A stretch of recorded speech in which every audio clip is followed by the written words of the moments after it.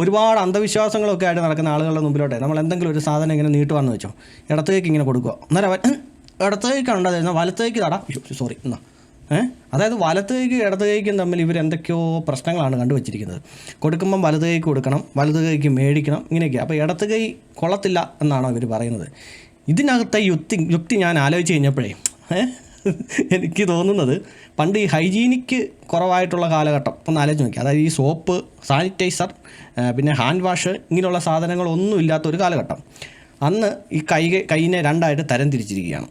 ഒന്ന് കക്കൂസിൽ പോയിട്ട് ചന്തി കഴുകാൻ വേണ്ടിയിട്ട് ഇടത്ത് കൈ ഉപയോഗിക്കുക, മനസ്സിലായോ? കാരണം സോപ്പോ കാര്യങ്ങളോ ഒന്ന് വൃത്തിയൊക്കെ ആക്കാനൊക്കെ ഇച്ചിരി ബുദ്ധിമുട്ടാണല്ലോ.